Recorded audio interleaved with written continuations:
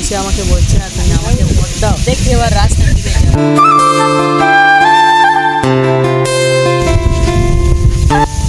সামনে যে ভোট সদস্য তো আমাদের বাড়ির দিকে আসে, দেখা যাক আগের দিকে যাই। ভাই কোথায় আছি? সদস্যটাই আছে সামনে তো ভোট, সদস্য সবার বাড়ি বাড়ি আসছে। সামনে যা মনে হয় দেখা সামনে যাবো। ভাই তোদের এখানে দাঁড়িয়ে আছিস কেন? সামনে নাকি সদস্য হয়েছে, তাই জন্য ওনার সাথে একটু দেখা করতে।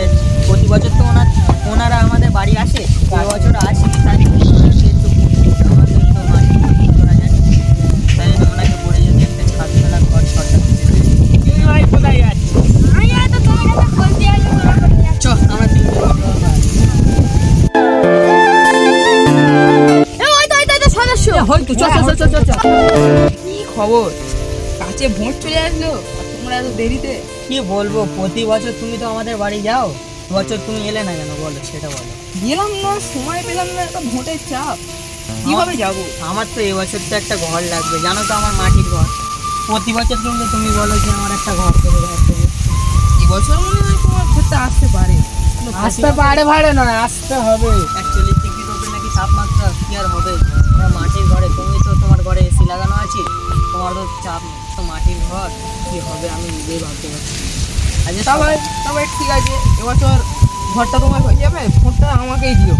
ঠিক আছে, ভোটটা নাই তোমাকে দেবো, এই রাস্তাটাও সারিয়ে দিও। হ্যাঁ ঠিক আছে, এই রাস্তা আমরা সারানোর জন্য কিছু জিনিস নিয়ে এসেছি, সারানো হবে এই বছরের ভেতরে।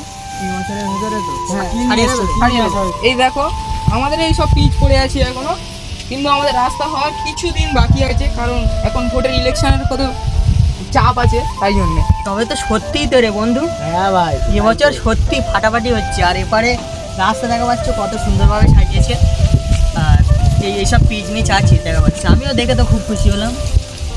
ঠিক আছে, তোমাকেই মনে দেবো, সদস্য বলছে নাকি এই রাস্তাটা আর কদিন বাকি আছে, তাই জন্য তাই জন্য